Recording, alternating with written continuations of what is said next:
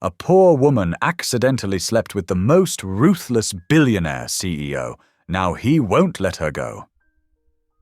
What was supposed to be one harmless night to survive eviction turns into a nightmare she never saw coming. She's broke, desperate, and just trying to protect her child. But the man she met isn't just wealthy, he's feared. By morning, she thinks it's over. By nightfall, her bank account is frozen, her job is gone, and a black car is waiting outside. The billionaire gives her a chilling choice: stay by his side under a private contract, or watch her life quietly fall apart. But as she moves into his world of power and control, something unexpected happens. She doesn't break.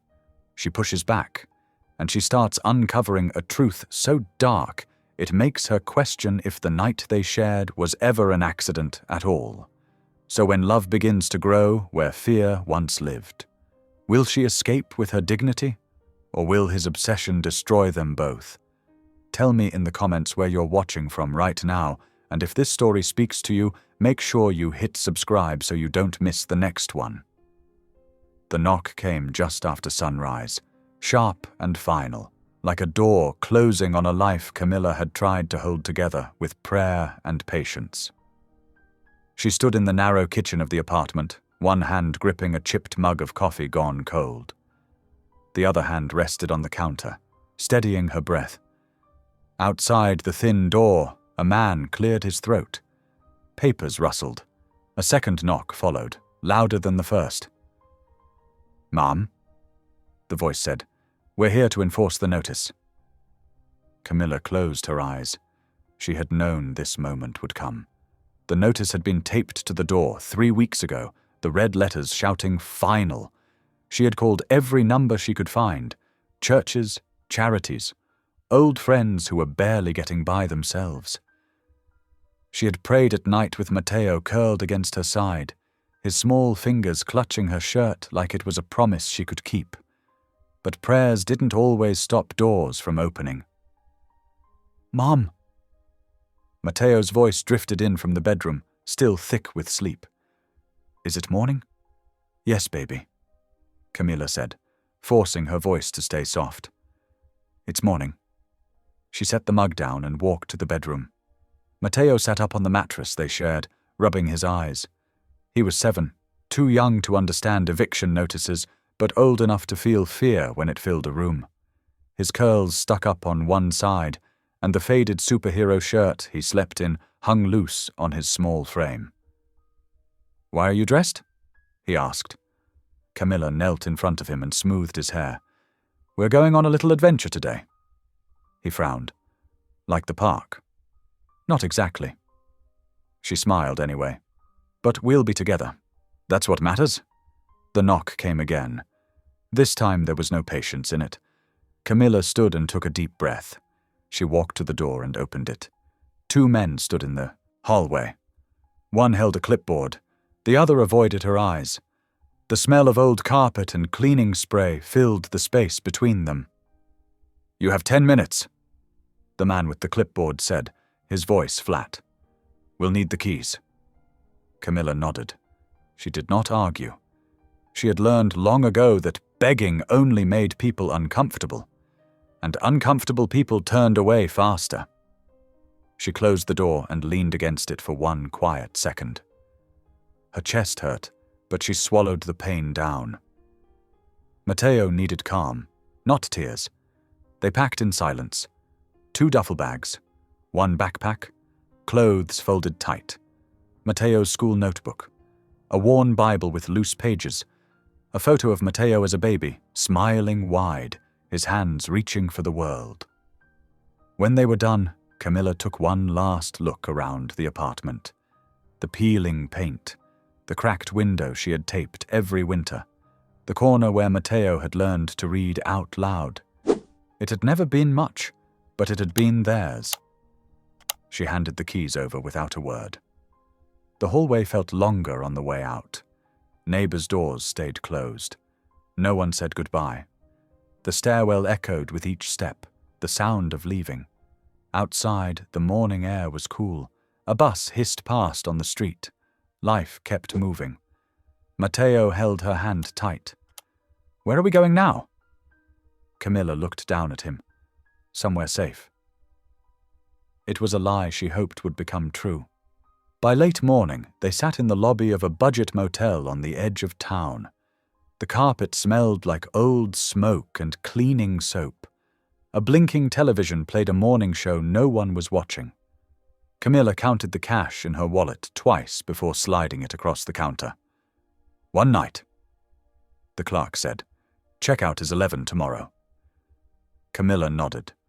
One night was all she could afford. One night was better than none. The room was small. 2 beds, a table with 1 chair, a bathroom with a dripping faucet. Matteo jumped onto one of the beds and laughed, bouncing like it was a game. "Mum, look," he said. "It's squishy." Camilla smiled, even as her chest tightened. "Careful," she said. "You'll break it." She sat on the edge of the other bed and let the bags fall at her feet.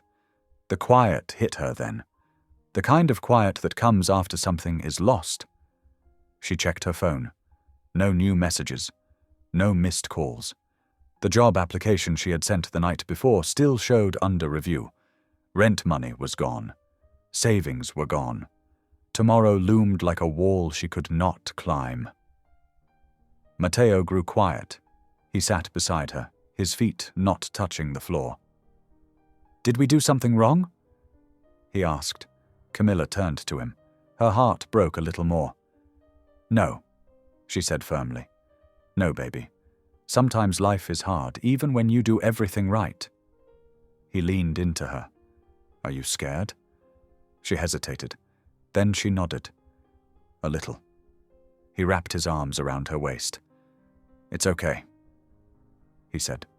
"I'm here." The words nearly undid her. That evening, after sharing a cheap meal from the corner store, Matteo fell asleep early. The day had worn him out. Camilla tucked the thin blanket around him and sat at the small table by the window. Outside, the neon motel sign flickered on and off. Red light spilled through the glass, painting the room in tired colors. Camilla opened her phone and began scrolling. Job listings, temporary work, cleaning shifts, overnight warehouses. She filled out forms with shaking fingers. Each one asked for an address. Each one asked for stability she did not have. Hours passed. The room grew quiet except for Matteo's breathing and the hum of traffic outside. Just as she was about to give up, an ad caught her eye. Discreet stand-in date. 1 evening.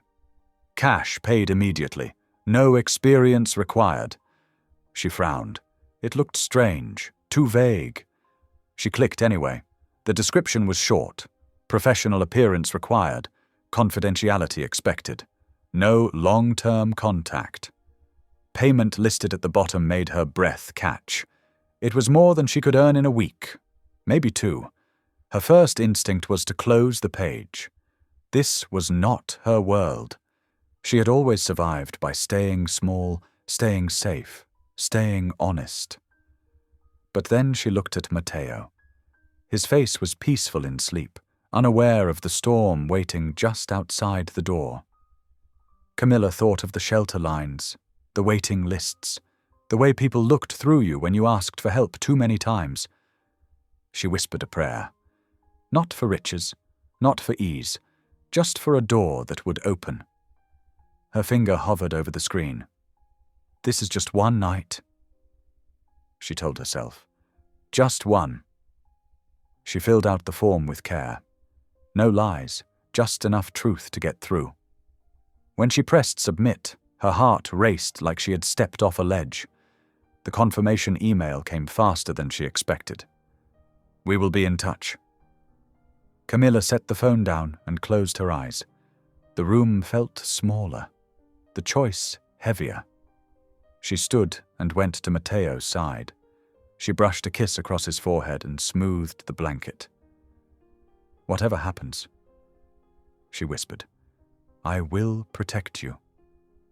Outside, the motel sign flickered again, and somewhere beyond the thin walls and quiet prayers, A path was already forming, one that would change everything. The call came the next morning while Camilla was brushing Matteo's hair in the motel bathroom.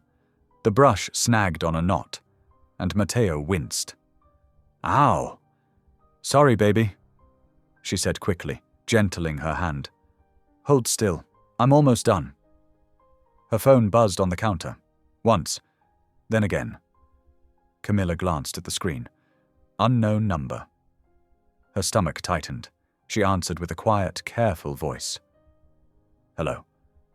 A woman spoke, crisp and businesslike. "Is this the applicant from last night?" Camilla's throat went dry. "Yes."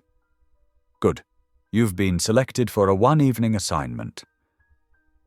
The woman said, "You will arrive at the address we send at 6:30 p.m. sharp.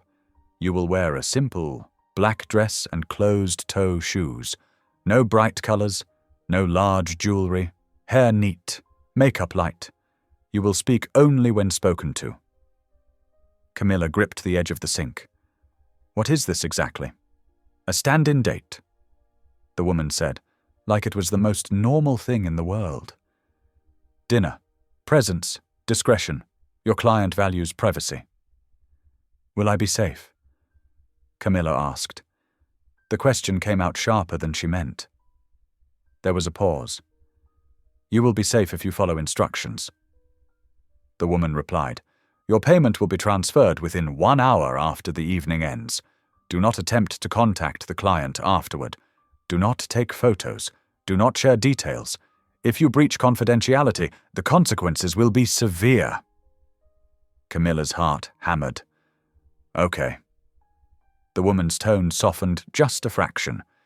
"If you are uncertain, you may decline." Camilla looked through the bathroom doorway at Matteo, sitting on the bed swinging his legs, humming to himself. His shoes were worn at the toes. His backpack had a torn strap. He had asked last night if they were going home soon. Camilla swallowed. "I'll do it." "Good," the woman said. "We will send the address in 1 hour.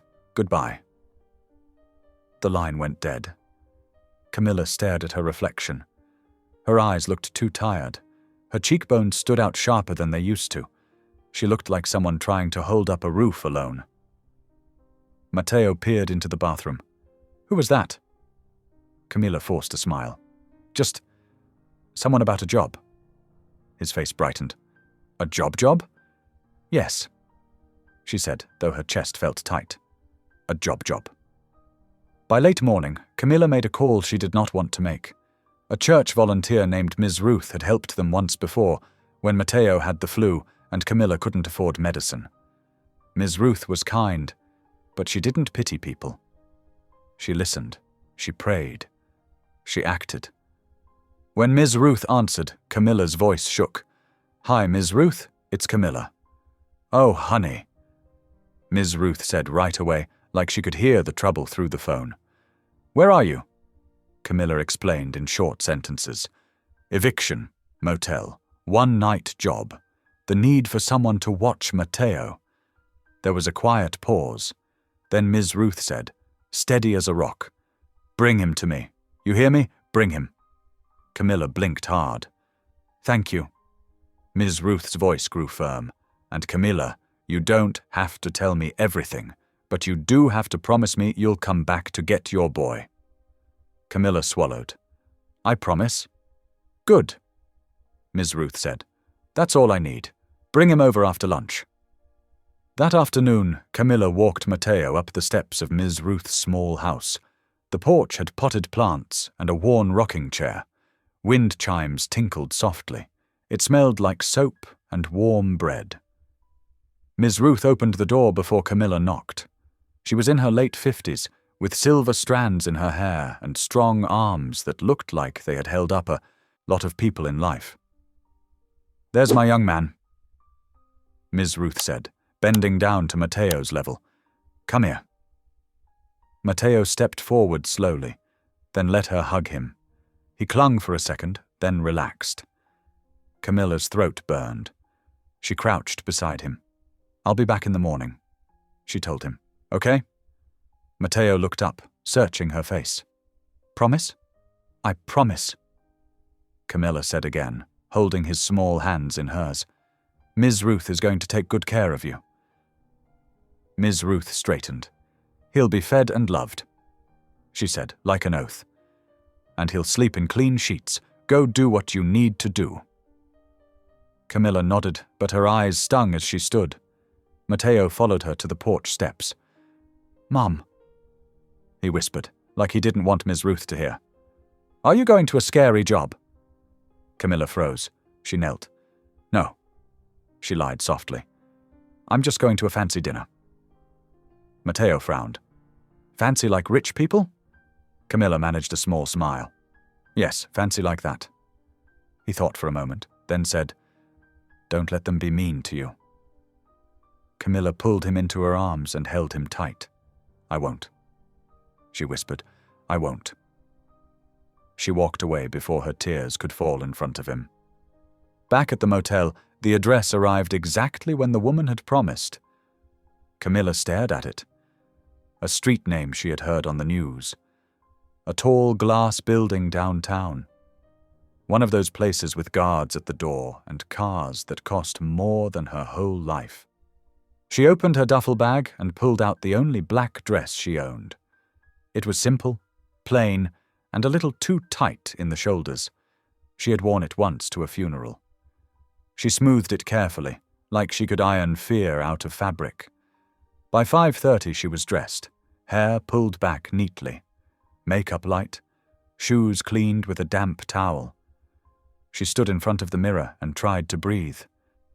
Just one night, she whispered to herself.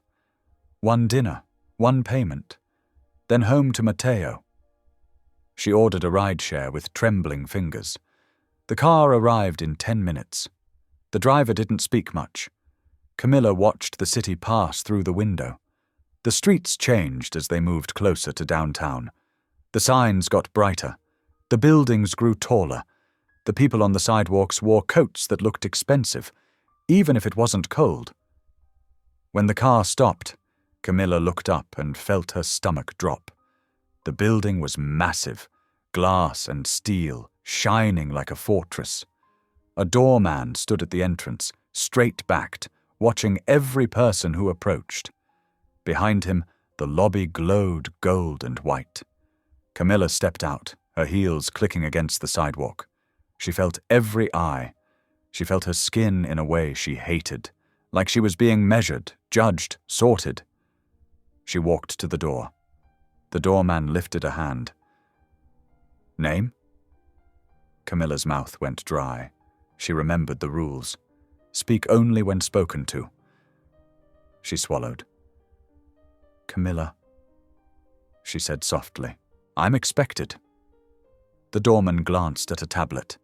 His expression changed, just slightly. He nodded and stepped aside. "Up to the penthouse. Elevator on the right." Camilla stepped into the lobby, her heart pounding. The floors were marble. The air smelled like clean flowers. Everything was too bright, too polished, too far from her world. She crossed the lobby and reached the elevator. A security guard pressed a button without asking. The doors slid shut. The elevator rose in silence. Each second felt like a drumbeat. When the doors opened, Camilla stepped out into a hallway lined with art and soft lighting. At the end stood a door that looked like it belonged to a castle. She took a deep breath and knocked. The door opened almost immediately. A man stood there, tall, broad-shouldered, dressed in a dark suit that fit him like armor. His face was handsome in a hard way. Clean jaw, sharp eyes. No smile. The kind of look that made people straighten their backs without realizing it. His gaze swept over Camilla like he was reading a file. "You're on time," he said. "Yes," Camilla managed. He stepped aside. "Come in." Camilla entered. The space inside was stunning. Floor-to-ceiling windows. City lights spilling in like a sea of stars. A dining table set for two. Soft music in the background, barely there. She turned back to him, unsure where to stand. He studied her again, longer this time. Then he said, voice low, "You will sit, you will eat, you will speak when you choose, but you will not lie. Understood?" Camilla blinked. That wasn't what the agency told her. No one had mentioned honesty. "Yes," she said carefully. He nodded once. "Good."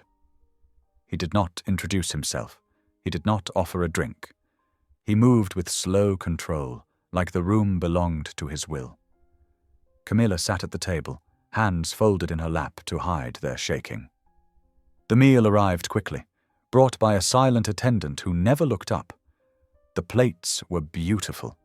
The food smelled rich and warm. Camilla forced herself to take a bite. For a while, the only sounds were forks and soft music. Then the man spoke. "Why did you accept this job?" Camilla's throat tightened. The safe answer was money. The true answer was my son. She looked at him. "Because I needed it," she said simply. His eyes narrowed a fraction. "For yourself?" Camilla thought of Mateo's face on the porch. "Don't let them be mean to you." She lifted her chin. "For my child," she said. Something changed in the man's face, so fast it almost wasn't there. A flicker, a small crack. He leaned back slightly. "A child," he repeated, like the word was foreign. Camilla stayed quiet. Minutes passed. More questions came, each one strangely direct. Where had she grown up? What did she want? What did she believe in? Camilla answered in simple truths. She didn't overshare. She didn't perform. She spoke like a woman who had nothing left to pretend with. At one point, he said, "Most people in this city want something from me." Camilla met his eyes. "I don't want you," she said, then realized how it sounded and added quickly, I don't want your power." His mouth twitched, almost a smile. Almost. Then his gaze turned serious again.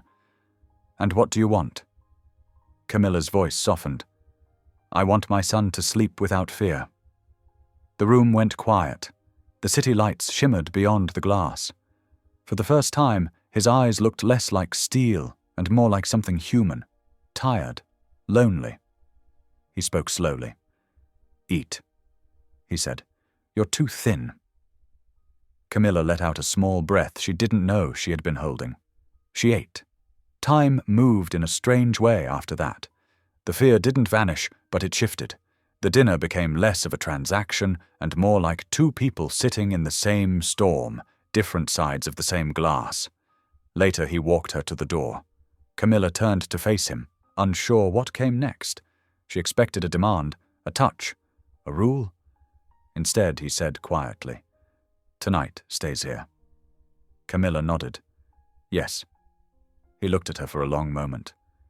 "You can leave now," he said, and she did. The elevator ride down felt like falling through a dream. When she stepped back onto the sidewalk, the air felt colder. The city felt louder. Camilla got into another rideshare and stared out the window, her mind spinning. She should have felt relieved. Instead, her heart felt marked. Near dawn, she returned to the motel.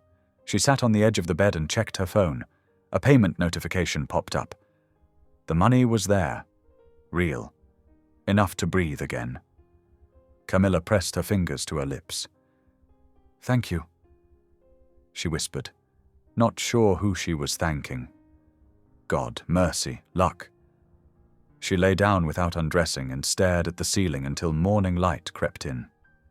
The night had been one evening, just like they said. But somewhere deep inside, Camilla felt a terrible sense that it was not over. Not even close. Morning came too fast. Camilla woke to the sound of traffic outside the motel and the low hum of the air unit rattling against the wall. For a moment, she didn't know where she was. Then everything rushed back at once. The eviction, the penthouse, the man's steady eyes, the weight of his questions. She sat up slowly and checked her phone. The money was still there. A tight breath left her chest. It hadn't been a dream. Camilla stood and splashed water on her face, then dressed quickly. There was no time to linger in thoughts. Matteo was waiting. By 8 o'clock, she was walking up the familiar steps to Ms. Ruth's house. The door opened before she knocked, just like the day before. "There you are," Ms. Ruth said with a warm smile. "He's eating cereal like it's a holiday." Matteo appeared behind her, bowl in hand. "Mom!" He ran into Camilla's arms so hard she almost lost her balance.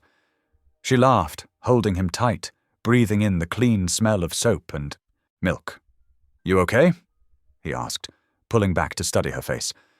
"Yes," Camilla said, and for the first time in days it felt true. "I'm okay." Ms. Ruth watched them closely. "You look tired," she said gently. "But not broken." Camilla smiled. "Not broken," she agreed. They didn't stay long. Camilla thanked Ms. Ruth again and promised to call later. By mid-morning, Camilla and Matteo were back at the motel, packing their bags. "Are we going home now?" Matteo asked. Camilla paused. She knelt in front of him. "We're going somewhere better," she said carefully. "Just for a little while." He nodded, trusting her without question. That trust pressed heavy on her heart. By noon, Camilla sat on the edge of the bed, phone in hand, calling through job leads with fresh hope. She left messages. She answered questions. She spoke clearly, steadying her voice. Then the first strange thing happened. Her bank app froze while loading. She tried again. An error message appeared. "That's weird," she muttered. She refreshed the screen. Nothing. A minute later, her phone rang. "Hello?" She answered. "Hi, this is regarding the position you applied for yesterday," a man said. "I'm sorry, but the role is no longer available."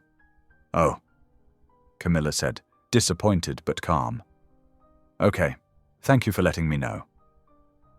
She hung up and tried another number. This time, the call didn't even ring. It went straight to voicemail. Then her phone buzzed again, this time with a text from the motel front desk. "Please see us immediately regarding your stay." Camilla's stomach dropped. She gathered Matteo's hand and walked to the front office. The clerk from the day before stood behind the counter, arms crossed. "There's a problem with your payment," the clerk said. Camilla frowned. "I paid for tonight already." The clerk shook her head. "Your card was flagged. We can't keep you here without valid payment." Camilla felt the room tilt. "Flagged how?" "I don't know," the clerk said, already losing patience. "But you'll need to check out." Camilla swallowed hard. She stepped aside and opened her banking app again. This time the screen loaded, but her balance was marked under review. Her chest tightened. "This must be a mistake," she said. "I just got paid." The clerk shrugged. "You'll have to take it up with your bank." Camilla nodded, even though her hands were shaking. She gathered their bags and walked back outside. Matteo looked up at her. "Mom?" "It's okay," Camilla said, though her voice sounded thin even to her own ears. "We're just changing plans." They sat on a bench across the street. Camilla called the bank. After a long hold, a robotic voice informed her that her account was temporarily restricted and under review for unusual activity.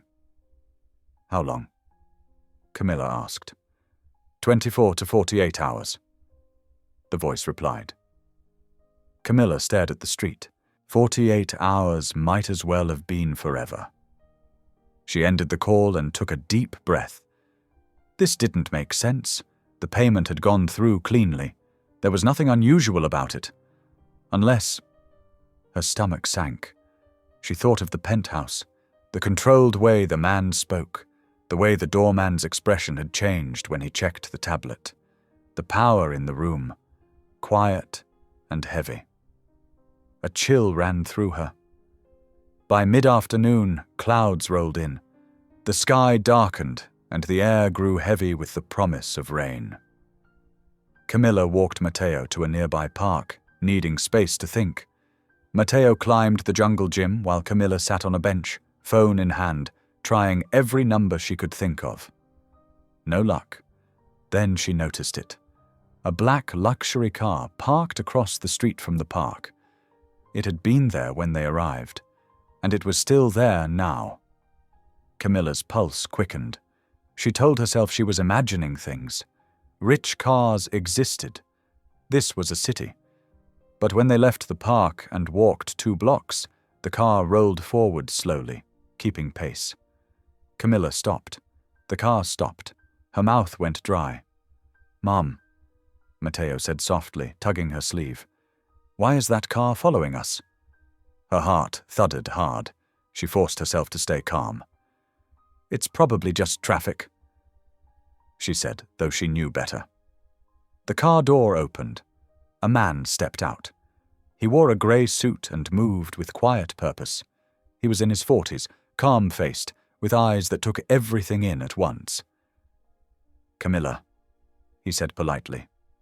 She stiffened. "Do I know you?" He gave a small, respectful nod. "I work for the man you met last night." Matteo pressed closer to her side. "I don't want any trouble," Camilla said quickly. "The job is done. I followed the rules." "Yes," the man said. "You did. This is not about punishment." "Then what is it about?" Camilla asked, her voice tight. "About unfinished business," the man replied. "My employer would like to speak with you. Tonight." Camilla shook her head. "No, I have a child. I need to figure things out." The man's expression did not change. "Everything you're dealing with right now can be resolved," he said. "Your housing, your finances, your son's education." Camilla stared at him. "How do you know about my son?" The man paused, then answered honestly. "Because my employer does not act without full knowledge." A cold wave of fear washed over her. "No," Camilla said. "I'm done." The man studied her for a moment, then nodded. "That is your choice," he said. "But understand this, things will not improve unless you speak with him." Matteo's hand tightened in hers. "When?" Camilla asked quietly. "Tonight," the man said. 8 o'clock. You will be escorted." Camilla swallowed. "And if I refuse?" The man's voice stayed calm. "Then the obstacles you're facing will remain." Rain began to fall, light at first, then heavier. Drops darkened, the sidewalk around them. Camilla looked down at Matteo. He looked back up, eyes wide but steady. She straightened her shoulders. "I'll come," she said, "but my son does not leave my side." The man nodded. "That has already been arranged." Her breath caught. "Arranged how?" "You'll see," he said, opening the car door. "Please." Camilla hesitated, then climbed inside, pulling Matteo with her. The door closed with a soft, final sound. As the car pulled away, Camilla stared out the window at the rain-streaked city. The one night she thought she could walk away from had followed her into the light. And this time, it wasn't asking. The ride downtown felt longer than it had the night before. Rain streaked across the windows in long, slanted lines, turning streetlights into blurred halos. Camilla sat stiffly in the back seat, Matteo pressed against her side. She wrapped one arm around him, holding him close, feeling the steady beat of his heart through his jacket. No one spoke. The man in the front seat stared ahead, hands folded neatly in his lap. The driver moved through traffic with calm precision. The car smelled faintly of leather and something clean, like soap. "Are we in trouble?" Matteo whispered. Camilla leaned down, her lips close to his ear. "No," she said softly. "I'm right here." The words were for herself, as much as for him. When the car pulled to a stop, Camilla looked up and realized they were not at the penthouse building. This place was different. Lower. Wider. All glass and stone, lit from the inside like a quiet command center. They were escorted through a private entrance and down a hallway lined with dark wood and soft lighting. Every step echoed. At the end of the hall, a door opened. The man from the night before stood inside. He looked the same, controlled, composed, dressed in a dark suit that seemed to absorb the light. But his eyes shifted when they landed on Matteo.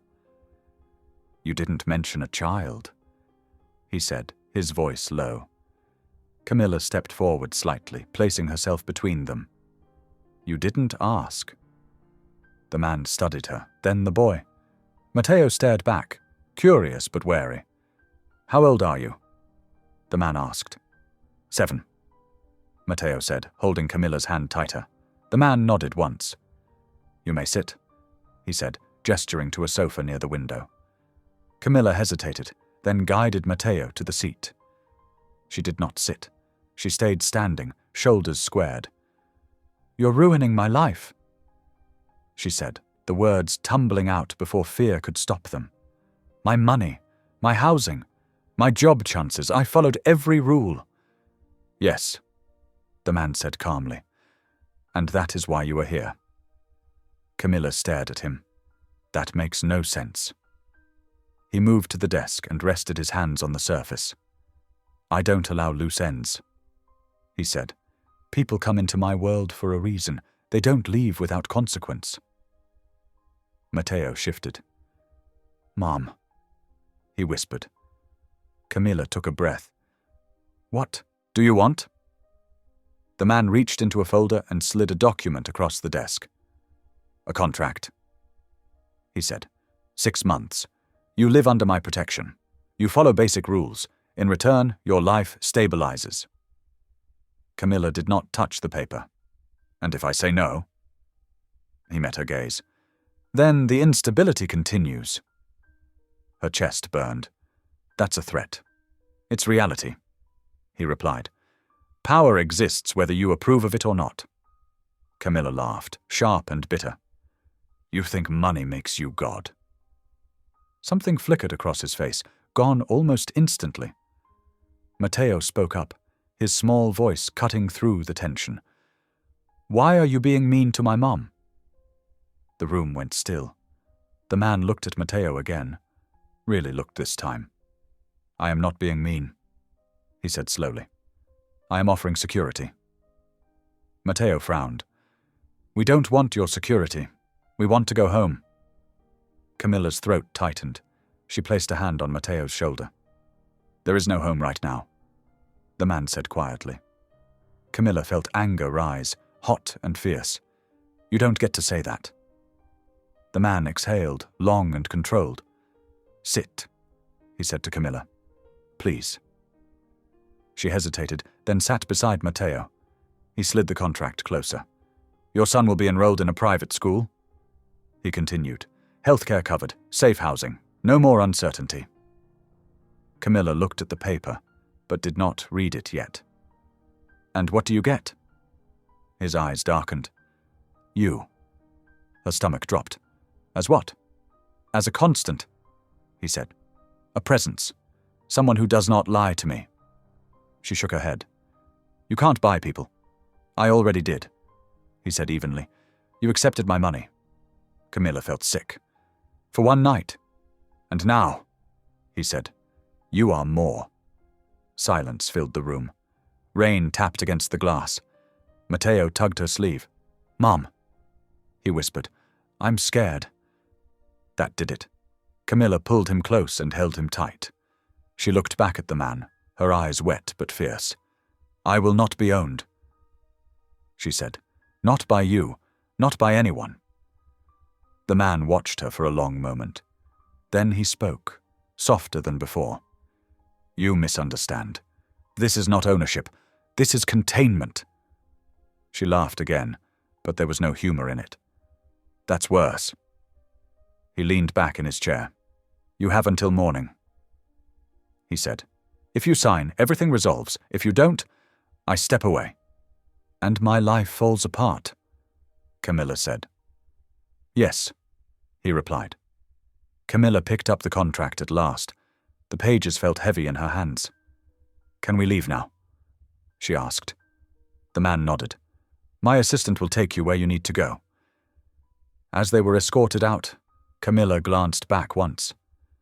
The man stood alone in the room, watching them go.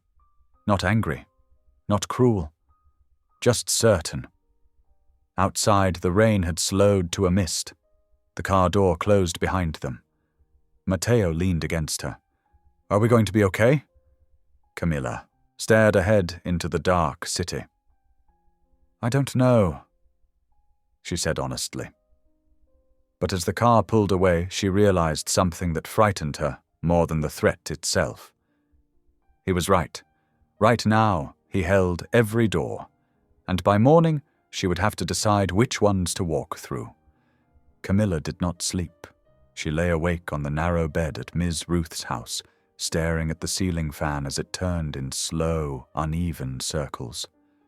The room was quiet except for the soft creak of the house settling and the distant sound of traffic outside. Matteo slept beside her on a borrowed mattress, curled on his side, one hand tucked under his cheek. Every time he shifted, Camilla's heart jumped. The contract sat folded on the small table near the window. She had not opened it since leaving the office. She didn't need to. She already knew what it offered. Safety wrapped in chains, stability bought with silence, a future that looked clean on paper and heavy in the soul. Camilla slipped out of bed and knelt on the floor. She rested her forehead against the mattress and whispered a prayer so quiet it barely made sound. I don't know what to do, she said, but I know who I am. Please don't let me lose that. Memories came uninvited. Her mother working 2 jobs and still finding time to hum hymns while cooking.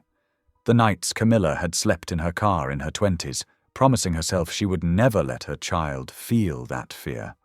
The way Matteo had looked at her in that glass building, trusting her to choose right. Morning crept in slowly. By 6, light filtered through the curtains. Matteo stirred and blinked awake.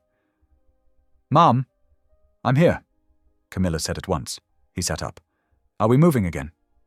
She took a breath. Yes, she said, but not like before. He studied her face. Are you sad? Camilla smiled, small but real. I'm strong, she said. Sometimes strong looks like sad. Ms. Ruth knocked softly and stepped inside. She took one look at Camilla's face and understood. She didn't ask questions. She poured coffee and set out toast. They ate quietly. Before leaving, Ms. Ruth pulled Camilla aside. Whatever you choose, she said, her voice steady.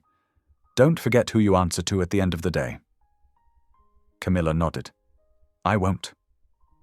The car arrived at 9, the same black car, the same calm driver, the same silent assistant. Camilla helped Matteo into the back seat and buckled him in herself. As the car pulled onto the road, Camilla unfolded the contract at last. It was written in clean, simple language. 6 months of residence, privacy guaranteed, financial support, educational placement for her son, healthcare, transportation, protection. At the bottom, one line stood out. Termination of agreement subject to sole discretion of the employer. Her chest tightened. They arrived at the estate just before 10. This place was not the penthouse. It was a wide, gated property on the edge of the city, surrounded by tall trees and quiet roads. The house itself was large but not flashy.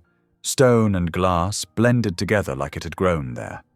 Inside, everything was calm. Soft light. Clean air. No echoing footsteps. The man waited in a study lined with books. He stood when they entered. You came, he said. Camilla nodded. I did. Matteo looked around, eyes wide. This is big, he whispered. The man crouched slightly, bringing himself closer to Matteo's level. You'll have your own room, he said, and a school nearby. Matteo glanced at Camilla. She gave a small nod. The man straightened and turned to her. "Have you decided?" Camilla met his gaze. Her hands were steady now. "Yes," she said. She walked to the desk and placed the signed contract down between them. "I'm doing this for my son," she said. "Not for you. And I will not lie. Not to you. Not for you." He picked up the paper and glanced at it. "That's all I ask." She shook her head. "No, that's all you get." For a moment, something like surprise crossed his face. He nodded once. "Very well." A staff member appeared to take Matteo to see his room. Matteo hesitated, then hugged Camilla tight. "I'll be right here," she whispered. When they were alone, Camilla exhaled. "This doesn't make you my owner," she said. "No," the man replied. "It makes you my responsibility." She didn't know which was worse. That evening, Camilla stood in the guest suite assigned to her. The room was large but plain. No luxury meant to impress, just space. Quiet. Safety. She unpacked slowly. Matteo returned smiling, excited about the bed and the desk and the books waiting for him. As night fell, Camilla sat on the edge of the bed and watched her son sleep, safe for the first time in days. Her life had stabilized. But as she listened to the distant quiet of the estate, Camilla understood something clearly. This was not an ending. It was the beginning of a battle, one not of fear, but of conscience, and she intended to win it without losing herself. Camilla woke before the sun. The room was still dark, the air cool and quiet in a way she was not used to. No sirens, no shouting through thin walls, no footsteps in the hallway. For a moment, the peace felt unreal, like she had stepped into someone else's life by mistake. She sat up slowly and listened. Nothing. She rose from the bed and crossed the room, pulling the curtain back just enough to see the trees outside. Mist clung to the branches. Birds moved softly in the early light. The world here did not rush. Behind her, Matteo stirred. "Mom, I'm here," she said right away. He sat up, rubbing his eyes. "Are we still here?" "Yes," Camilla said. She walked back and brushed his hair back from his forehead. "For now." He nodded, then smiled sleepily. "I like my room." Her heart softened. "I'm glad." They dressed and followed the schedule left neatly on the desk. Breakfast was served in a sunlit dining room at 8 sharp. Matteo stared at the long table, eyes wide, then looked back at Camilla for direction. "Sit," she said gently. "It's okay." The food was simple. Eggs, toast, fruit. No show, no pressure. Staff moved quietly, polite but distant. No one lingered. No one stared. The man entered halfway through the meal. He did not announce himself. He simply took a seat at the far end of the table. His presence changed the room without a word. Shoulders straightened. Movement slowed. Camilla noticed. He glanced at Matteo. "Did you sleep well?" Matteo nodded. "Yes, sir." Camilla felt a small jolt at the word sir, but she said nothing. "That won't be necessary," the man said evenly. "You can speak normally here." Matteo looked at Camilla again. She gave a small nod. "Okay," he said. The man turned his attention to Camilla. "There are rules," he said. "Few, but important." She folded her napkin carefully. "I assumed there would be." "You will have freedom of movement," he continued, "but I will know where you are. My schedule takes priority, and I do not tolerate chaos." Camilla met his gaze. "I don't create chaos," she said. A pause. "No," he agreed. "You don't." After breakfast, Matteo was taken to meet the tutor assigned to help him prepare for school placement. Camilla watched him go, his backpack new and clean on his shoulders.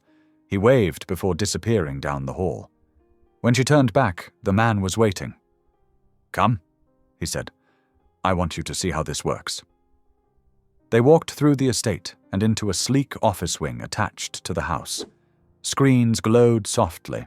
Assistants moved in and out, eyes down, voices low. Camilla felt it then. The tension. People did not relax here. They performed. She stood quietly as meetings unfolded. Numbers, deadlines, decisions made in clipped sentences. At one point, a young man stood across from the desk, hands shaking as he explained a mistake. The man listened without expression. "You failed," he said. "You cost me time. I'm sorry." The man stammered. "It won't happen again." "It already did." The man replied. "You're dismissed." The young man's face went pale. He nodded and left, shoulders slumped. Camilla felt heat rise in her chest. She waited until the room cleared. "That was unnecessary," she said. The man looked at her slowly. "Failure is expensive. So are people," Camilla said, "and you discard them just as fast." His jaw tightened. "You're here to observe, not judge?" Camilla held her ground.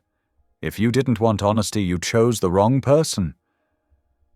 Silence stretched between them. For a moment she thought he would explode. Instead, he turned away. That night, Camilla lay in bed, listening to the quiet again. The safety was real. So was the cost. Down the hall, lights glowed beneath the man's office door long after midnight.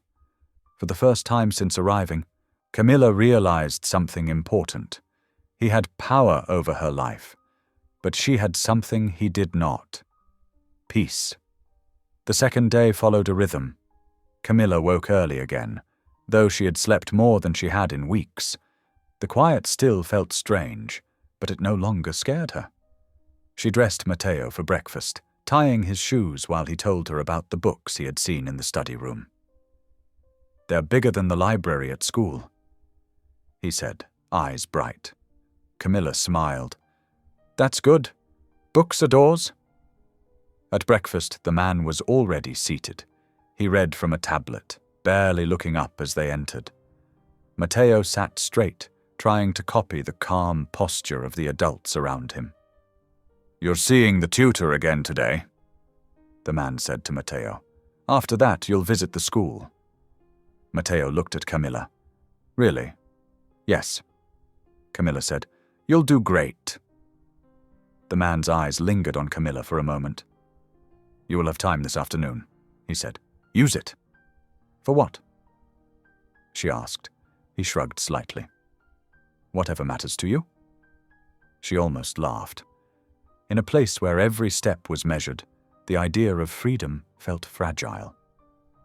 By late morning, Camilla walked the grounds alone. Gravel crunched beneath her shoes as she followed a path between tall trees. She breathed deeply, letting the cool air fill her lungs. For the first time in days, she did not feel hunted.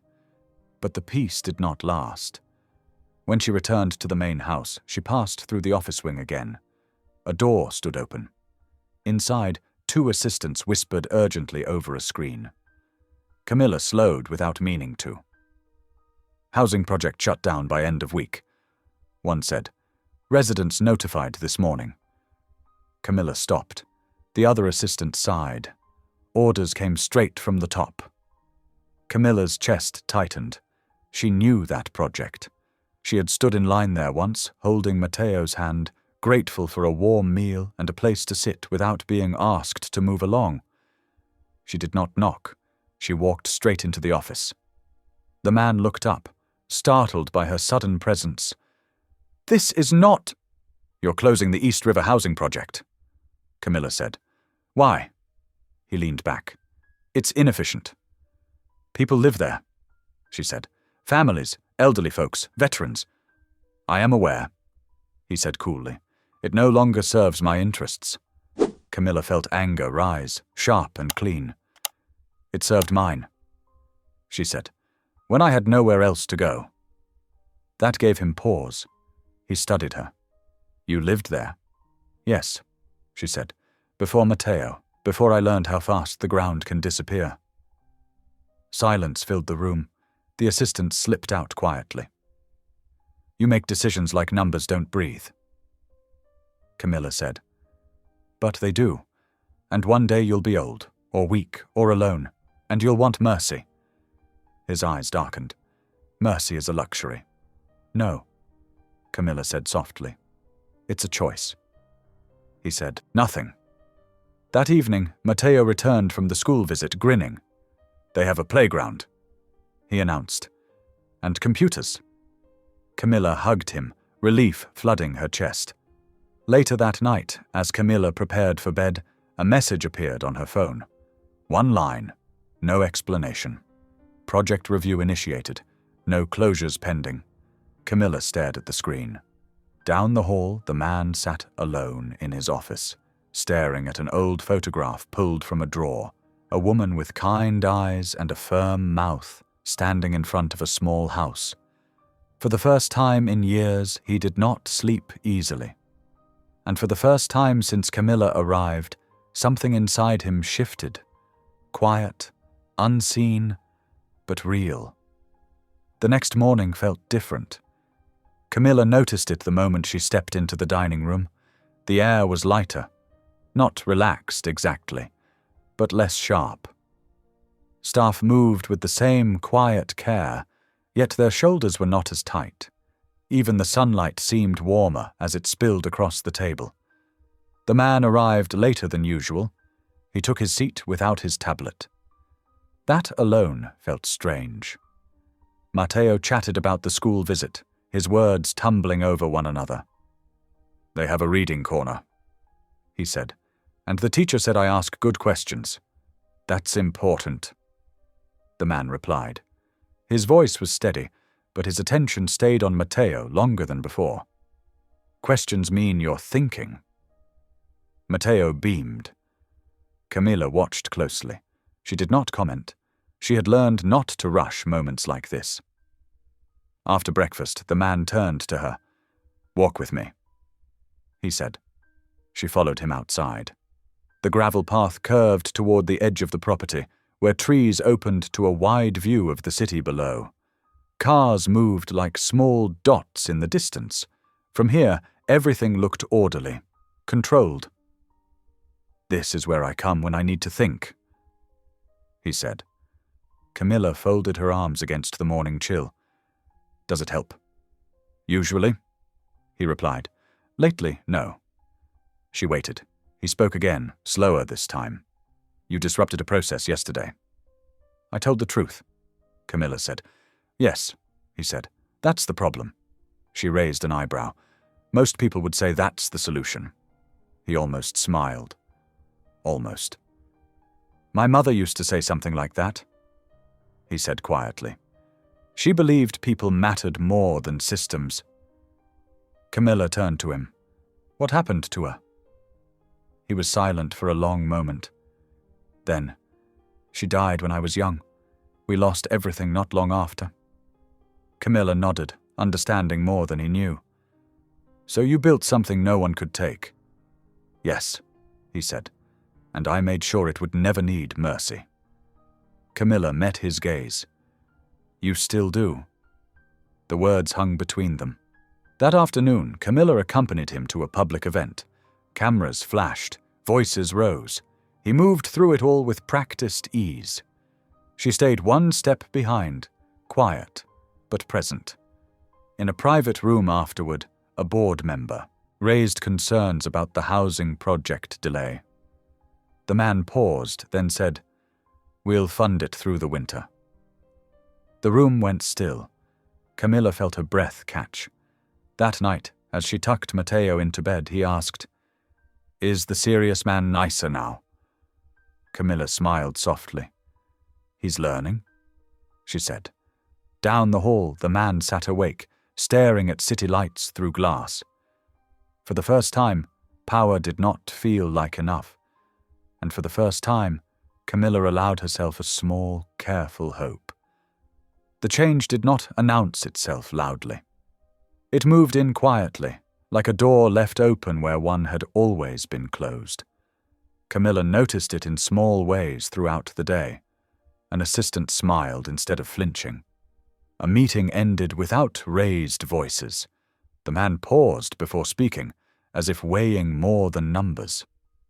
That afternoon, Camilla sat in the library while Matteo worked on reading exercises with his tutor.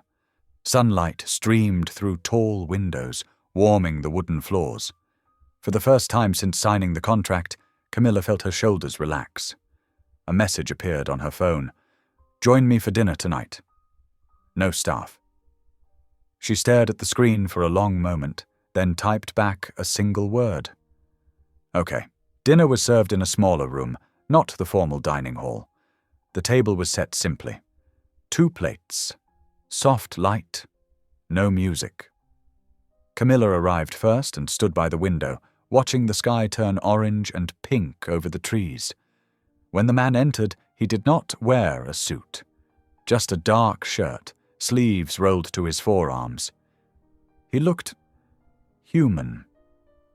"You didn't bring your tablet," Camilla said before she could stop herself. "I wanted to hear myself think," he replied. They ate in quiet at first. The silence felt different now, not sharp, not heavy. After a while he spoke. "I reviewed the housing records." Camilla looked up. "And?"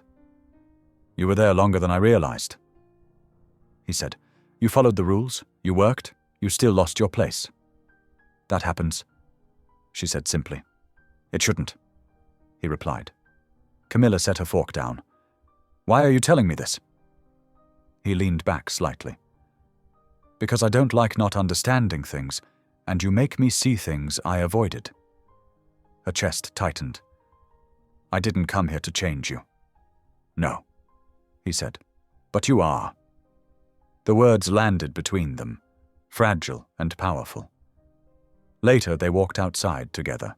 The air was cool, the stars faint but visible. For a moment, Camilla forgot the contract. Forgot the power imbalance. They were just 2 people standing in the dark. "I grew up afraid," he said suddenly. "I learned that control keeps fear quiet."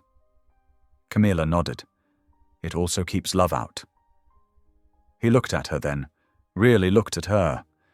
"Do you believe people can change?" She answered without hesitation. "I believe they can choose to." Silence stretched. Something warm bloomed in Camilla's chest, hope, dangerous and bright. That night, as she lay in bed, she felt something she had not felt in a long time. Happiness. Not loud, not certain, but real. Down the hall, the man slept for the first full night in years, unaware that the peak of peace often comes just before the fall. The morning began quietly. Too quietly. Camilla woke with a strange weight in her chest, the kind that came without warning.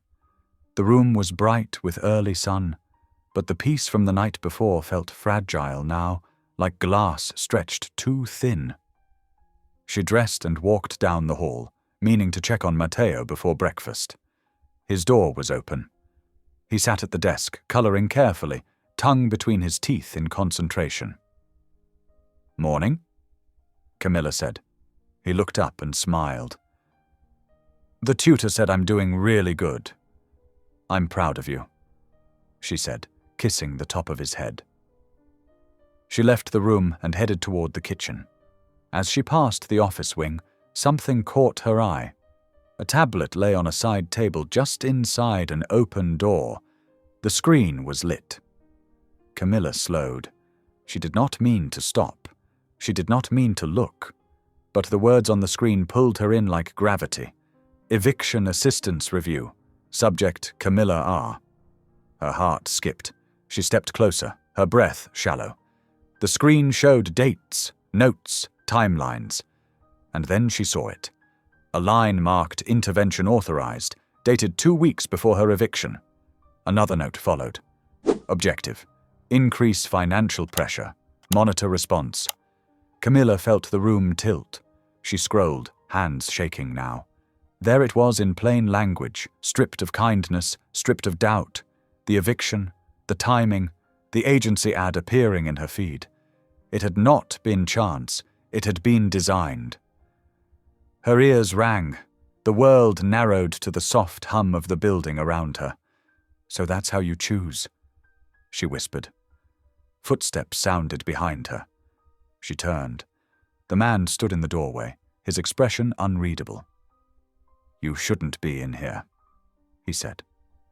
Camilla laughed softly, broken. "You shouldn't have been in my life." Silence stretched between them, heavy and final. "You planned it," she said. "You pushed me until I had no choices left." His jaw tightened. "I needed to see who you were." Her eyes filled, but she did not let the tears fall. "I was already someone," she said. "You just didn't trust that without breaking me first." He exhaled slowly. "It was a test." "A test?" Her voice rose. "You tested my hunger, my fear, my child's safety." "I never meant to hurt him," he said. "You did," she replied. "You hurt me, and that hurt him." She stepped past him, walking fast now. Her legs felt weak, but her resolve hardened with every step. She packed quickly. Clothes, shoes, Matteo's books. Her hands moved on instinct. Matteo appeared in the doorway, confused. "Mom, what's wrong?" Camilla knelt in front of him, forcing her voice steady. "We're leaving."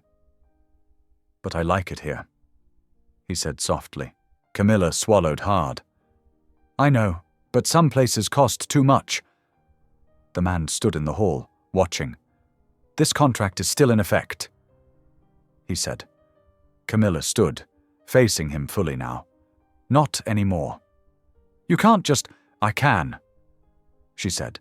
"Because no matter what you control, you don't own my conscience." She took Matteo's hand and walked toward the door. "Camilla," he said, her name heavy with something like regret. She did not turn back. The car took them away before noon. As the estate disappeared behind them, Camilla stared out the window, tears finally falling. The happiness she had tasted was gone, and in its place was truth. Down the road, the man stood alone in the quiet house, staring at the tablet still glowing on the table. For the first time in his life, power felt like failure. The house felt hollow the moment they left. The silence was not the peaceful kind that had wrapped the estate in the early mornings. This silence pressed down, thick and heavy, like air before a storm that never broke. The man stood alone in the main hallway long after the car carrying Camilla and her son disappeared beyond the gates. No one spoke to him. They rarely did unless spoken to first. He walked back into the office wing slowly, as if moving too fast might make something worse. The tablet still lay on the side table, its screen dim now, but not dark. He picked it up and stared at it without touching anything. The words were still there in his mind, burned sharp. Increase financial pressure, monitor response. He had written those words himself, calmly, clinically. At the time, they had felt clean, necessary. Just another controlled variable in a world he refused to let surprise him. Now they felt like a stain he could not scrub out. He lowered himself into the chair behind the desk and sat there, unmoving. Minutes passed. Then an hour. Outside, the day continued. Phones rang in distant rooms. Assistants moved carefully, sensing something was wrong but not knowing what. Finally, the door opened a crack. His senior assistant stepped inside, cautious. "Sir?" The man did not look up. "What?" "The board is requesting an update on your availability this afternoon." He closed his eyes. Availability. As if he were a machine. "Cancel everything," he said. The assistant hesitated. "All of it?" "Yes," he replied. "All of it." The assistant nodded and left without another word. The man leaned back and stared at the ceiling. For the first time in years, his thoughts did not organize themselves into plans or counters or outcomes. They scattered. He saw Camilla's face as she stood in that office. Not afraid, not begging, just disappointed. hurt in a way that did not scream but cut deeper. I was already someone. The words echoed. He had told himself the test was harmless. That pressure revealed truth, that if she broke, she was no different from the rest. And if she didn't, if she stood firm, then she was worth keeping close. What he had not planned for was this feeling. Loss, not of control, of something better. By mid-afternoon, the estate felt too large, too quiet. He walked through rooms he had barely noticed before, the formal dining room where they had shared meals, the hallway where Matteo had once run ahead, laughing softly until Camilla had shushed him. He stopped outside the guest suite Camilla had occupied. The door was open. The room was empty.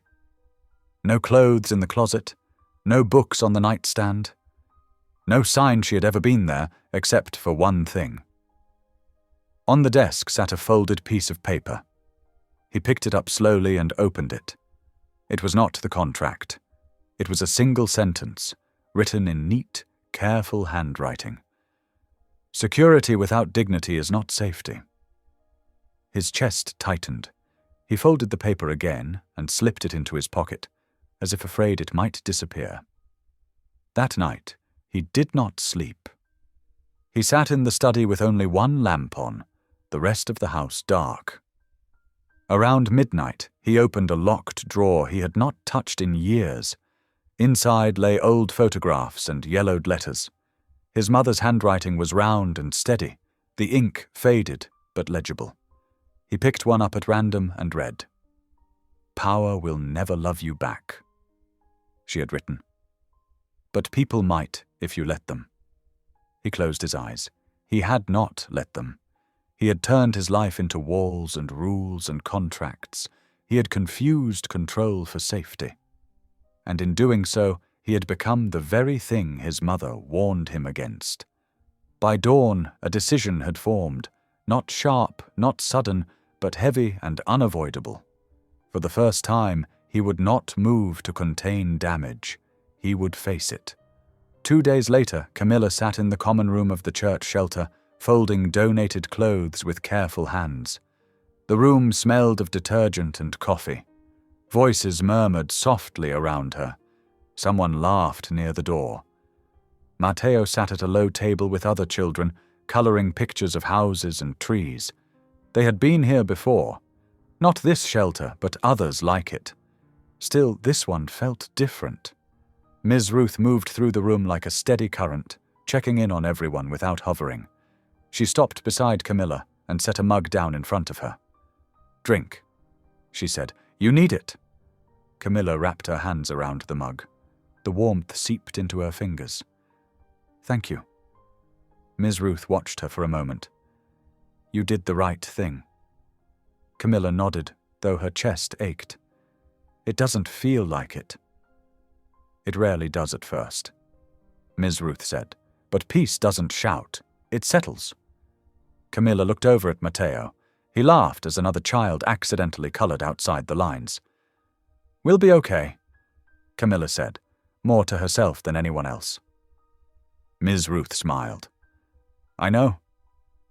That same afternoon, a quiet storm broke far from the shelter. In a glass-walled boardroom downtown, the man stood at the head of the table. Board members stared back at him, surprised, alert, uneasy. He did not sit. "I'm placing my executive authority on temporary hold," he said. The room erupted. "Are you serious?" One man demanded. "This is highly irregular." Another snapped. He raised a hand. Silence fell. "I authorized unethical leverage against a private citizen," he continued, his voice steady. "That violates both our internal code and my own standards. Effective immediately, the contract division is dissolved. All related files will be reviewed by an independent ethics panel." Faces went pale. "You're exposing yourself," someone hissed. "Yes," he replied. "I am." He placed a folder on the table. "These are the documents. Full access. No conditions." No one spoke. He straightened. "I will step back until the review concludes. If the board chooses to remove me permanently, I will not contest it." The meeting ended in stunned silence. By evening, whispers had spread through the company. Shock, confusion, fear, but something else too, relief. Late that night, the man returned to the estate alone. He walked the ground slowly, the trees whispering in the breeze. The house lights were low. He did not turn them on. He stood where he and Camilla had once watched the city lights and felt something break open inside him. For the first time, he did not want power. He wanted forgiveness. But he knew better than to ask for it cheaply. 3 days later, a black car pulled up, not to a penthouse, not to an estate, but to a modest church building. The driver waited. The man stepped out alone.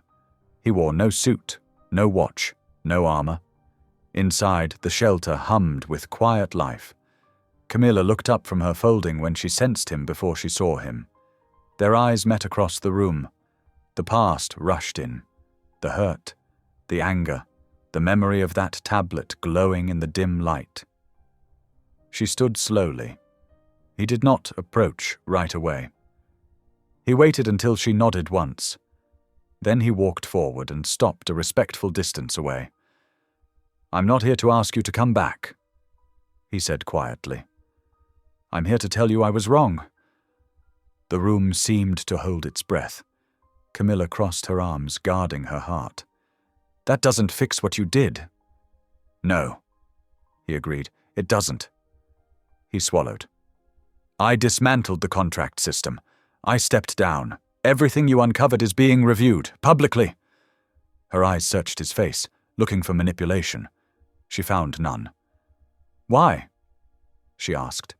"Because I saw myself," he said, "and I didn't like the man I had become." Silence stretched. Matteo wandered over, curious. He looked up at the man. "Are you the serious man?" A flicker of something like shame crossed the man's face. "Yes," he said gently. Matteo studied him. "You made my mum cry." Camilla's breath caught. "Yes," the man said. "I did." Matteo frowned. "That's not nice." "No," he said again. "It isn't." Matteo thought for a moment, then nodded. "Okay."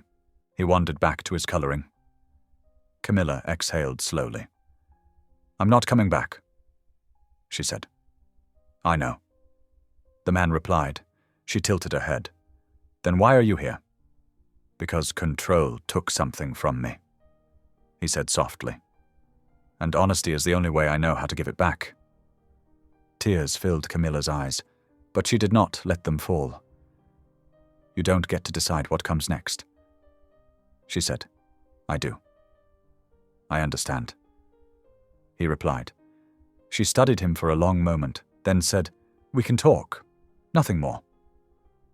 His shoulders sagged just a little. "That's more than I deserve." She turned away, then paused. "But it's a start." As he walked back out into the evening, the man felt something he hadn't felt in decades. Not victory, not power, hope. And for the first time, it did not scare him. Camilla did not sleep much that night either, not because she felt trapped the way she had at the estate, but because her mind would not quiet down. The man's apology kept replaying in her head, how he had stood in the shelter without his suit, without his cold voice, without the hard look that used to make rooms shrink. He had said, "I was wrong." Those words were rare in her world, even rarer from someone like him.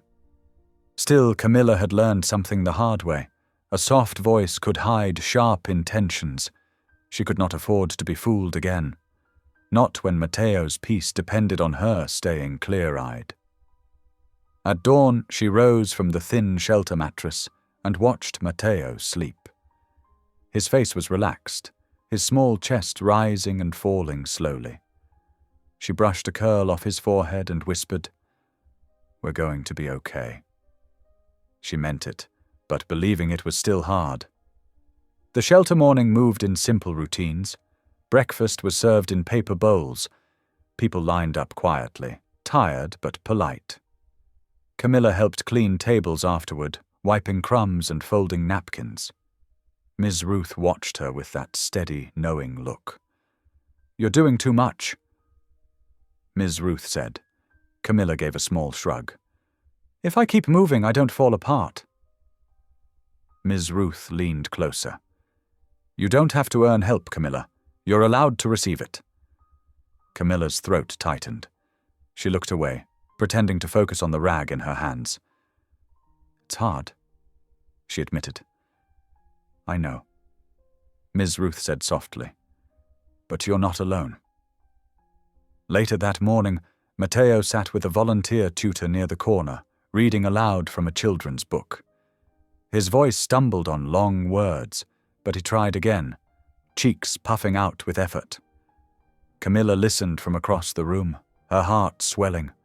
Stability was not just a roof. It was moments like this: calm learning, safe laughter, steady meals. The shelter was not the life she wanted, but it was life. It was community. It was breathing room.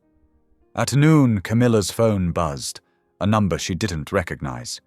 She stared at it, hesitating, then answered. "Hello?" A woman spoke, calm and professional. "Ms. Camilla R.? Yes. My name is Diane. I'm calling on behalf of an independent ethics panel. We are conducting a review into certain corporate practices related to personal contracts and housing pressure tactics. Your name was listed as a directly affected individual." Camilla's stomach tightened. "How did you get my number?" "The shelter director provided it with your consent on file." The woman said quickly, "You are not required to speak with us, but your testimony could help ensure this does not happen to others." Camilla's hand shook around the phone. "He's really doing it," she whispered.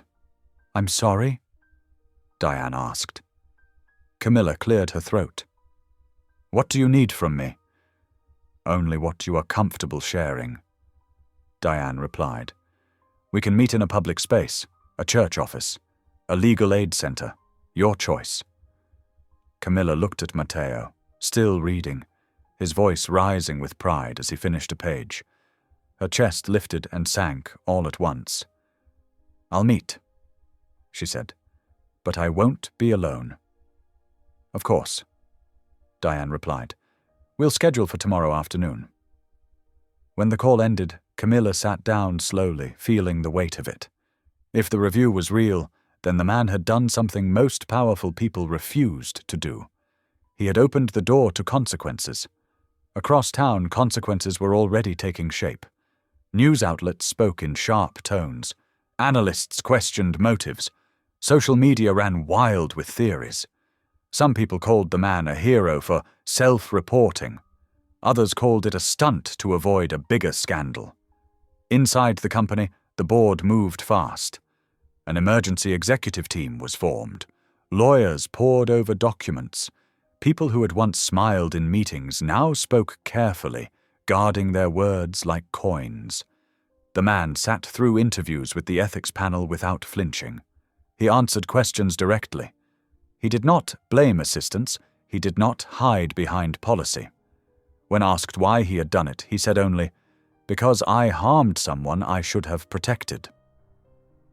That answer did not satisfy the media, but it satisfied something deeper. The next day, Camilla met Diane in a small legal aid office near the church. Ms. Ruth sat beside Camilla, hands folded, calm as a mountain. Matteo sat in a corner with crayons, drawing a house with a big sun over it. Diane was in her mid-40s, dressed simply, eyes kind but alert. She listened as Camilla spoke. Camilla described the eviction, the agency ad, the penthouse, the bank account lock, the contract, the tablet. Her voice shook at times, but she kept going. Diane took notes. "Did he ever physically harm you?" she asked gently. "No," Camilla said, "but he used my life like a lever, and my child was the weight on the other side." Diane's eyes softened. "That matters," she said. "Coercion isn't always loud." When the meeting ended, Diane stood. "Thank you," she said sincerely. "What you did today will protect others." Camilla nodded, exhausted. "I don't want revenge," she said quietly. "I just don't want this to happen again." Diane gave a small, firm smile. "That's the right reason." That evening, as Camilla and Matteo walked back to the shelter, Matteo held her hand and kicked at little pebbles in the sidewalk. "Mom?" he asked. "Yes, baby." "Are we going to live in a house again?" Camilla's throat tightened. She squeezed his hand. "Yes," she said. "We are." "How do you know?" he asked. Camilla looked down at him. His eyes were wide, open, and trusting. She took a slow breath. "Because people are helping us," she said, "and because we're not giving up." Matteo nodded like that made perfect sense. "Okay."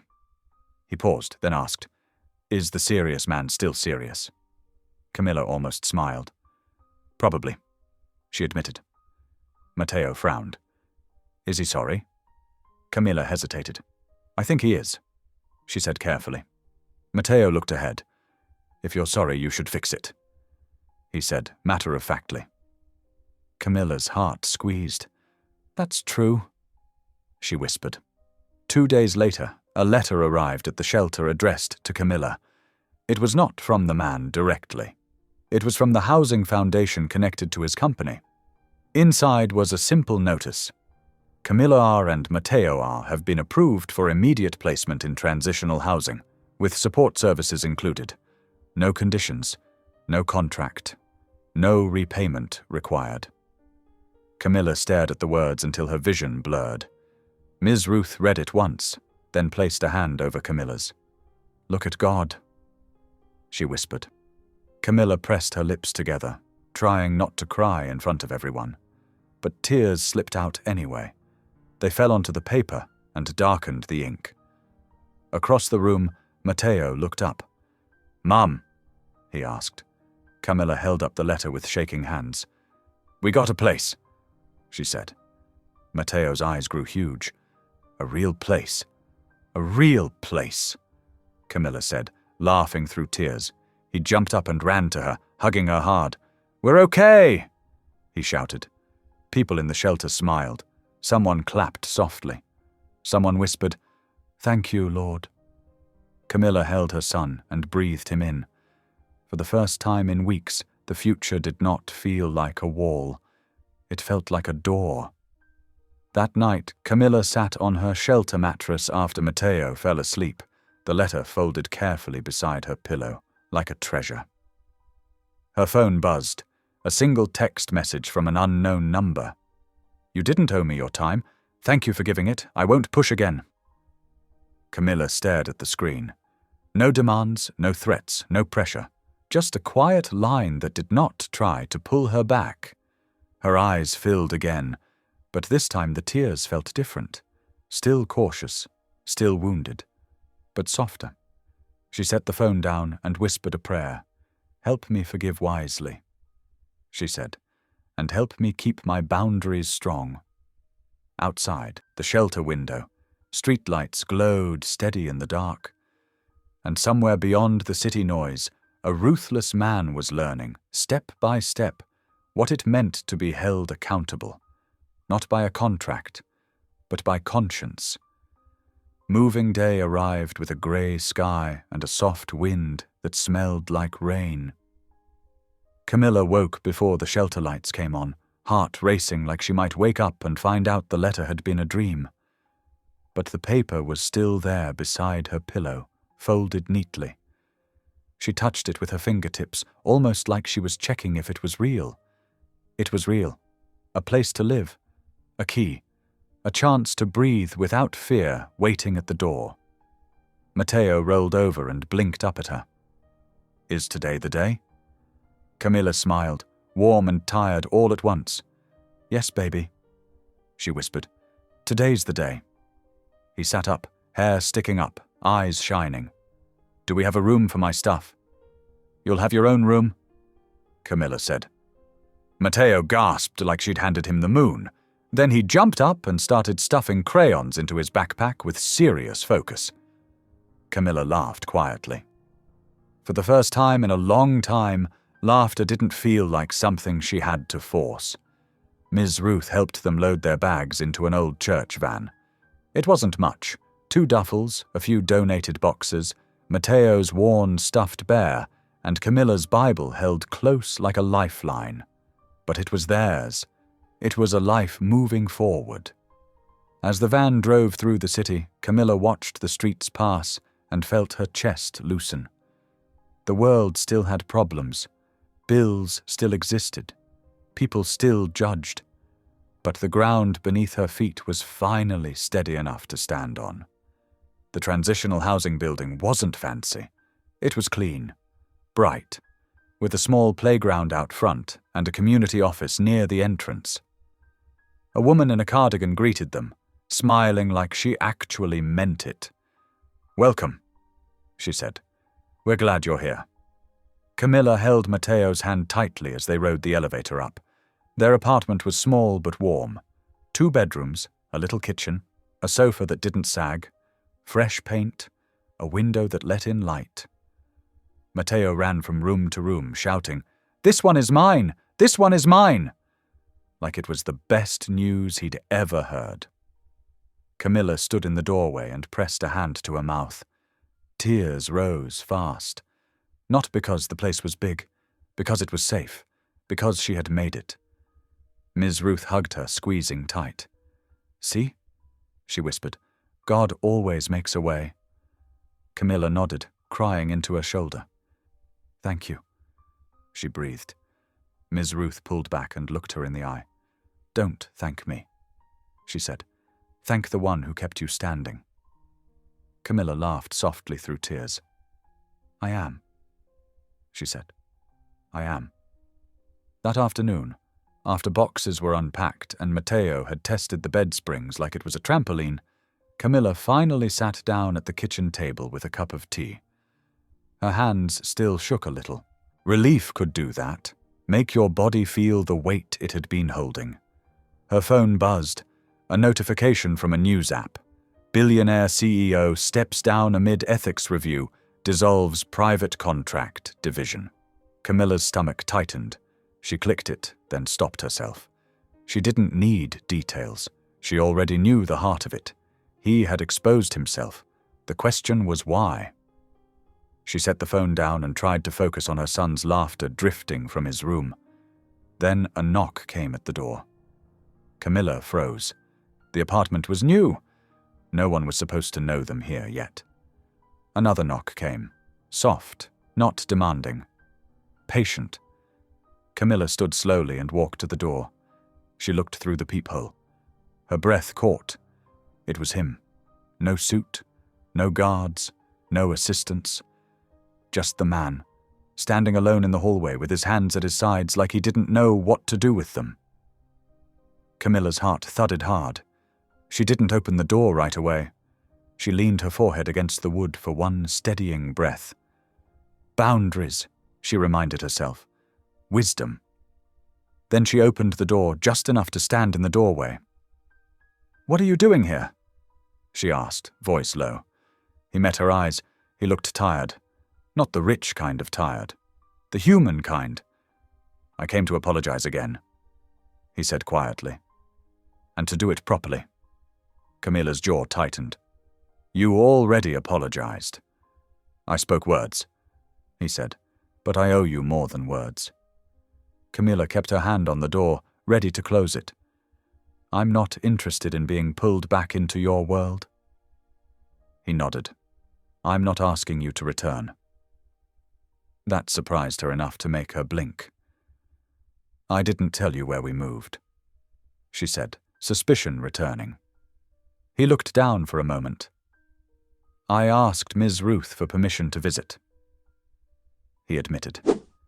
"She said she would only give your address if I promised to come alone and leave if you said no."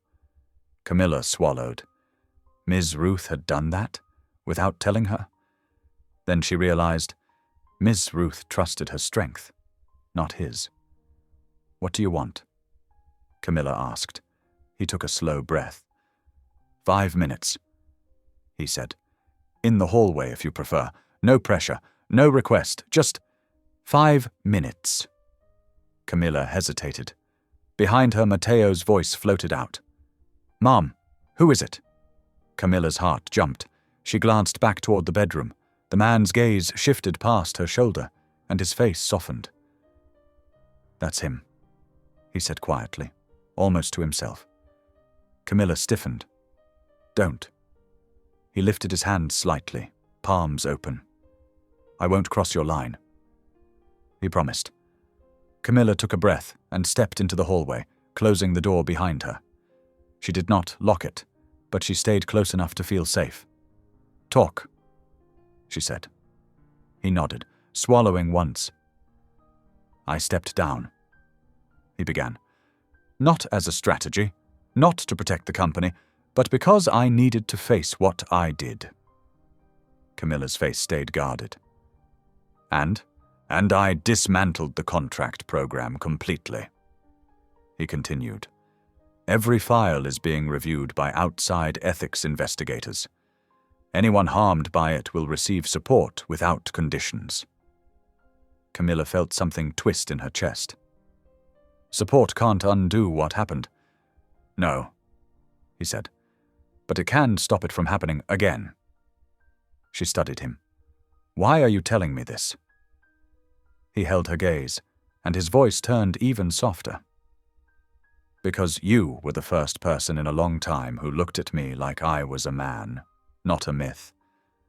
And you told the truth even when it cost you. Camilla's throat tightened.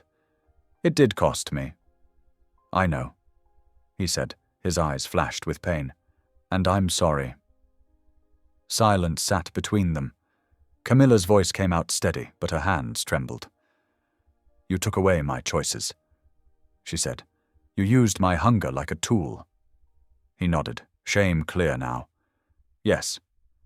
She waited for excuses. None came. He shifted slightly, like he wanted to step closer but didn't dare. I came today because I wanted to say something out loud, where it matters, he said. Camilla narrowed her eyes. What? He inhaled slowly. You were right, he said. Security without dignity is not safety. Camilla's breath caught. He continued, voice rougher now. I built my life around fear. I called it control. I called it protection. But it was just fear wearing a suit. Camilla's eyes filled, and she hated that they did. She had promised herself she wouldn't be moved by his words. But it wasn't just words. It was humility. Real humility, the kind that didn't demand a reward. She cleared her throat. What are you expecting from me? She asked. He shook his head. Nothing, he said firmly. Not forgiveness today. Not friendship. Not a second chance. I'm not entitled to any of that. Camilla stared at him, trying to find the trap. There wasn't one. Her shoulders lowered a fraction. Then why risk coming here? He answered honestly. Because I needed you to know your pain wasn't invisible, he said. And because when I walk back into my life, I want to walk differently. Camilla swallowed hard. You think this makes you a better person? No, he said. I think it makes me accountable. Better is something I have to earn over time. Another silence. From inside the apartment, Matteo's footsteps padded closer to the door. Camilla tensed. The man looked at the door, then back at her. If he sees me, I'll stay polite, but I won't speak unless you allow it. Camilla nodded slowly. Okay. The door opened a crack. Matteo's face peeked out, his eyes widened. It's the serious man. The man lowered himself slightly, keeping distance. Hello, he said gently. Matteo frowned. Are you still serious? A small, tired smile touched the man's mouth. Yes, he admitted, but I'm trying to be better.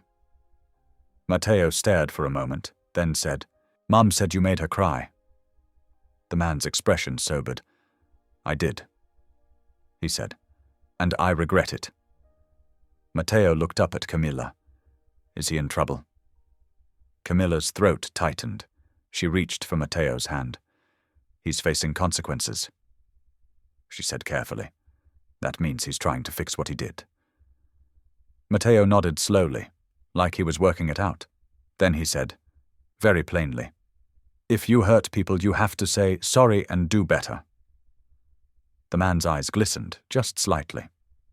"You're right," he said. Matteo studied him one more time, then stepped back behind Camilla. "Okay," he decided. Camilla looked at the man again. "You got your 5 minutes," she said. He nodded. "Yes." She hesitated, then said, "You can check in sometimes, but you don't get to just show up, you ask, through Ms. Ruth or the shelter director." He bowed his head. "Understood." Camilla's voice softened despite herself. "And if you ever try to control my life again—" "I won't," he said quickly. "I swear to you." Camilla nodded once, holding his gaze until she believed him as much as she could. Then she stepped back toward the door.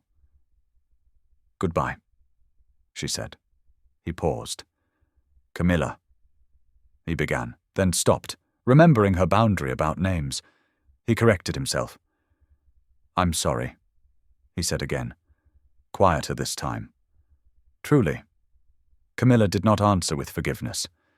Not yet, but she did something she never expected. She let the door close gently instead of slamming it. Inside, Matteo looked up at her. Is he going to be nice now? Camilla sat on her knees and pulled Matteo close. "I don't know," she admitted. "But I know this. People can change if they choose to." Matteo nodded, satisfied. "Okay," he said. "Can we eat dinner now?" Camilla laughed softly, wiping her eyes. "Yes," she said. "We can eat dinner now." As she stood to start the meal, Camilla felt the smallest shift inside her. Not trust, not love, but something like the first thin crack in a wall that had kept her heart protected. And sometimes that was how healing began. Camilla woke to sunlight spilling through the thin curtains, warm and steady, the kind that didn't rush her out of bed. For a moment she lay still and listened to the sounds of the apartment.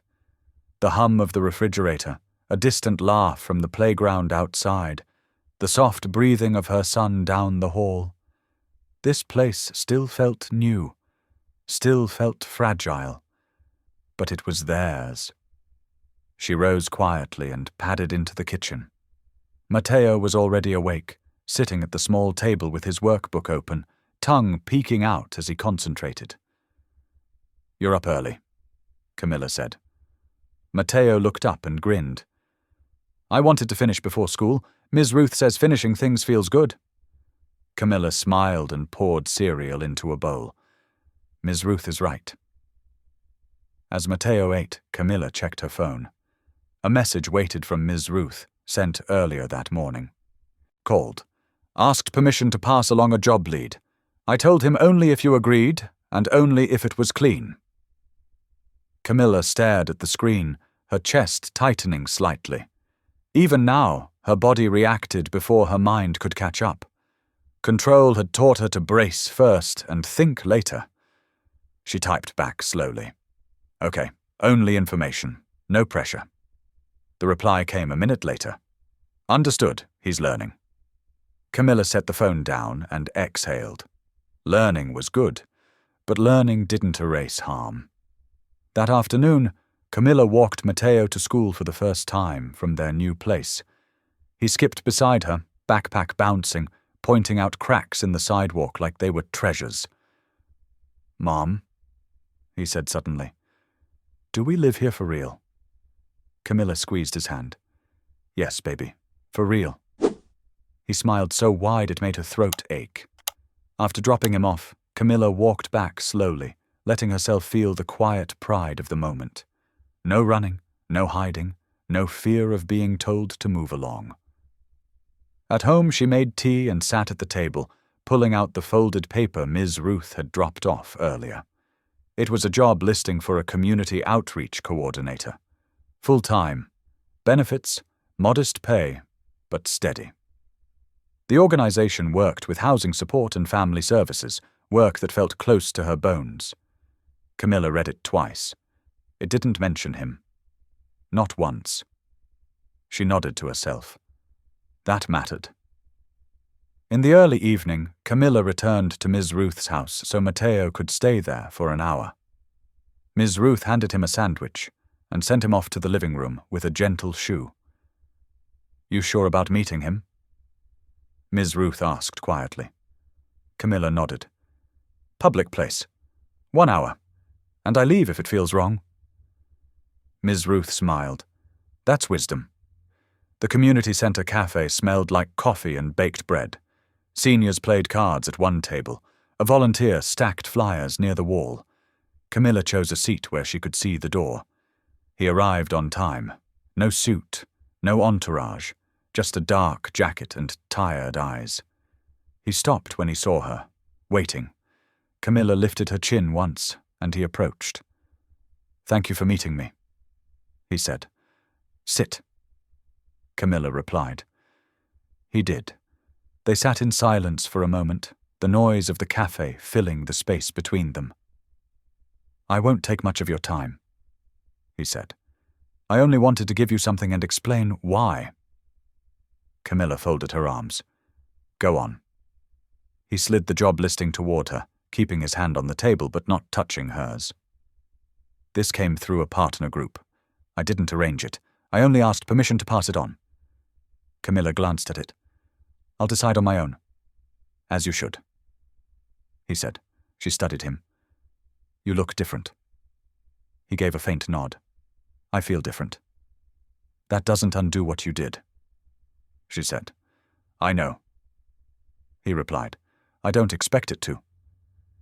Camilla held his gaze. "Then why are you here?" He took a slow breath. "Because I needed you to know that I didn't walk away from the truth once it became uncomfortable," he said. "And because I wanted to say this clearly." She waited. "I was wrong," he said. "Not just in method, in belief. I thought control kept people safe. You showed me it only keeps them small." Her chest tightened despite her effort to stay guarded. She spoke carefully. "Words are easy." "Yes," he agreed. "That's why I'm trying to let actions speak." Camilla nodded once. "Good."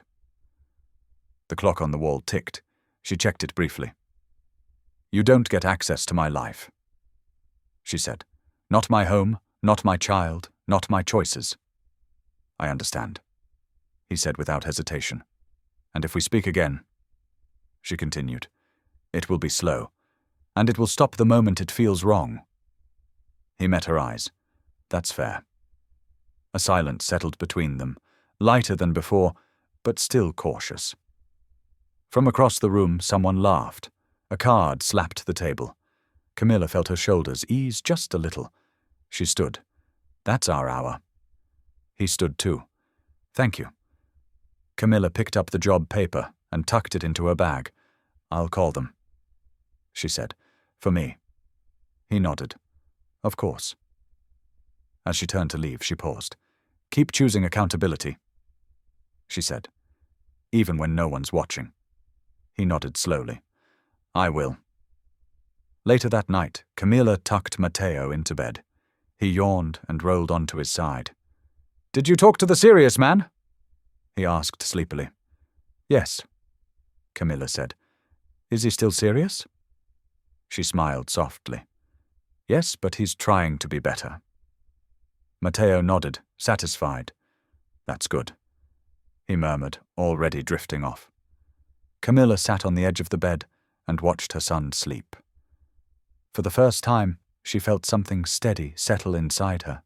Not trust, not forgiveness, but peace with herself. And that, she knew, was the strongest foundation she could build. The months that followed unfolded quietly, the way real healing often does. Camilla started the new job, and found herself surrounded by people who understood struggle not as a weakness, but as a place where compassion begins. She worked long days, but they were honest days, filled with purpose. Each paycheck felt earned, not owed. Matteo settled into school with ease, his laughter returning in full, unguarded bursts. He made friends, learned quickly, and slept through the night without fear of being uprooted. The man kept his distance, just as promised. His name appeared only in news updates about reforms, accountability, and changes that reached beyond headlines into real lives. When they spoke, it was brief and respectful, never forced. One afternoon, Camilla watched Matteo play in the courtyard of their building, the sun warm on her face. She realized something important had happened. Her life no longer felt like something she was surviving. It felt like something she was living. And that, she knew, was the truest kind of victory. The afternoon sun rested gently over the community center, warming the brick walls and the small garden out front. Camilla stood beside a folding table, handing out plates of food with steady hands and an easy smile.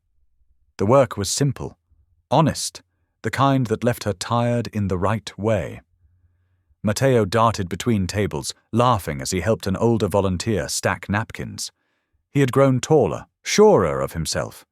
His voice carried without fear now, bright and clear. Across the room, the man worked quietly, sleeves rolled up, listening more than he spoke. No one treated him like someone important, and for the first time he seemed grateful for that. When he caught Camilla's eye, he nodded. No expectation in the gesture, only respect.